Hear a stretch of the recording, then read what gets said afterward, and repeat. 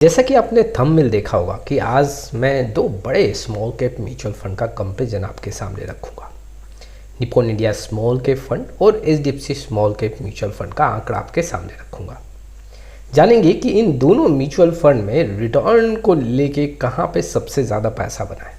हम ये भी समझेंगे कि ऐसे म्यूचुअल फंड में डाउन साइड प्रोटेक्शन कैसा है, बेसिक इन्फॉर्मेशन के अकॉर्डिंग, रिटर्न के बेसिस पे, डाउन साइड प्रोटेक्शन के अकॉर्डिंग और रिस्क के बेसिस पे जानेंगे कहाँ पे विश्वास इन्वेस्टर का सबसे ज़्यादा बन सकता है। देखो, इन्वेस्टर को मैं बता दूं कि ये दोनों म्यूचुअल फंड अपने कैटेगरी में लॉन्ग टाइम में काफ़ी अच्छे आंकड़ों के साथ देखने को मिल रहे हैं। अगर आपके पोर्टफोलियो में कोई भी एक म्यूचुअल फंड है तो आपको यहाँ पे कंटिन्यू करना चाहिए, लेकिन फिर भी जो न्यू इन्वेस्टर हैं इन दोनों म्यूचुअल फंड के बीच में जानना चाहते हैं कि आखिर कौन सा म्यूचुअल फंड डेटा के बेसिस पे काफ़ी स्ट्रॉन्ग देखने को मिल रहा है। चलिए शुरुआत करते हैं। सबसे पहले हम बेसिक डिटेल से स्टार्ट करेंगे, लेकिन उसके पहले mutual fund related complete solution चाहिए तो आप हमारे साथ जुड़ सकते हैं। जी हाँ, डिस्क्रिप्शन बॉक्स में आए डिटेल चेक करें और व्हाट्सअप नंबर के थ्रू हमारे साथ जुड़ सकते हैं।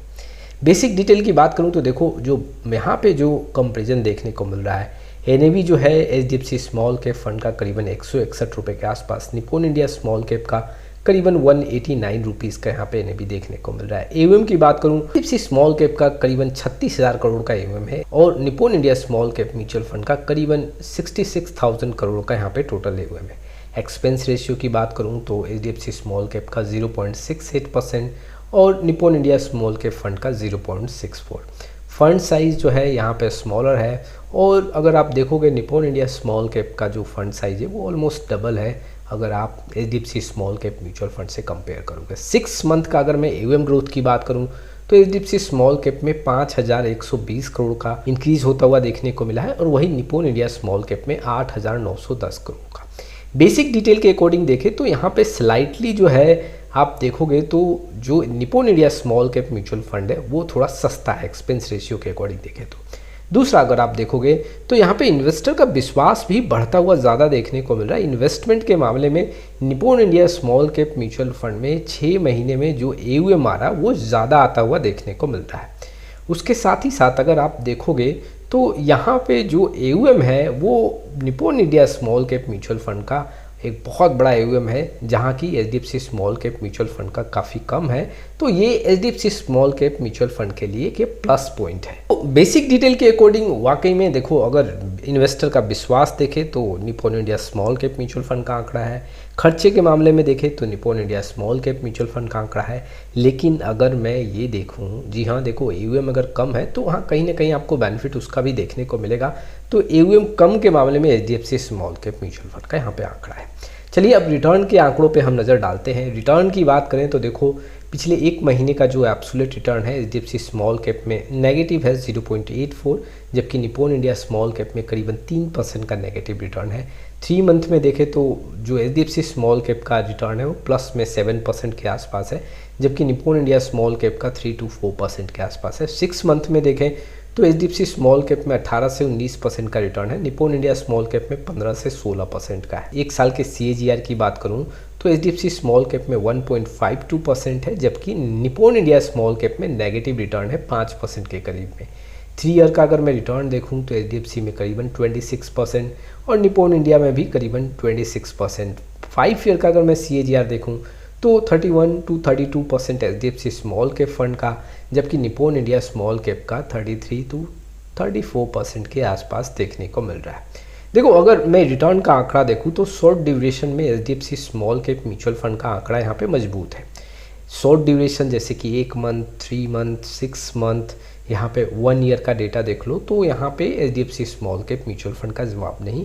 लेकिन अगर आप 3 साल, 5 साल, यहाँ पे आप अगर 10 साल का भी डेटा देखोगे तो Nippon India small cap mutual fund का आंकड़ा यहाँ पे मजबूत देखने को मिल रहा है। तो छोटे ड्यूरेशन में यहाँ पे एचडीएफसी स्मॉल कैप ने बाजी मारी है और लंबे ड्यूरेशन में Nippon India small cap mutual fund का आंकड़ा यहाँ पे ज़बरदस्त देखने को मिल रहा है। अब रिस्क के मैटर को भी समझते हैं कि आखिर में इन दोनों फंड्स में रिस्क का क्या पैरामीटर है। देखो अगर मैं शार्प रेशियो की बात करूं तो एचडीएफसी में 1.15 है, जबकि निप्पॉन में 1.21 है। अल्फा की बात करूं तो एचडीएफसी में 3.62 है, जबकि निप्पॉन में 4.07 है। बीटा की बात करूं तो यहाँ पे एचडीएफसी में 0.82%, जबकि निप्पॉन में 0.78। स्टैंडर्ड डेविएशन यहाँ पे एचडीएफसी में 16.33 और निप्पॉन में 15.42 है परसेंटेज।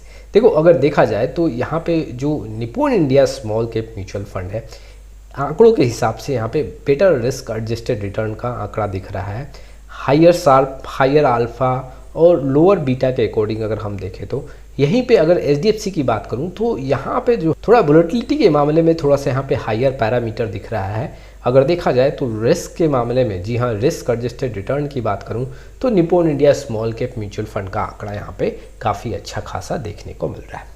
तो देखो रिटर्न के मामले में मैंने बता दिया आपको, रिस्क के मामले में भी आंकड़ा मैंने रख दिया, बेसिक डिटेल्स का भी आंकड़ा मैंने रख दिया। देखो अगर मैं एसआईपी का यहाँ पे कंपेरिजन करूँ कि पिछले 10 साल में एसआईपी में कहाँ ज़्यादा पैसा बना है, तो वो आंकड़ा भी आपके सामने है। एचडीएफसी स्मॉल कैप में 10 साल का जो एक्सआईआर है करीबन 21.5% और जबकि निप्पॉन इंडिया स्मॉल कैप में 24% है।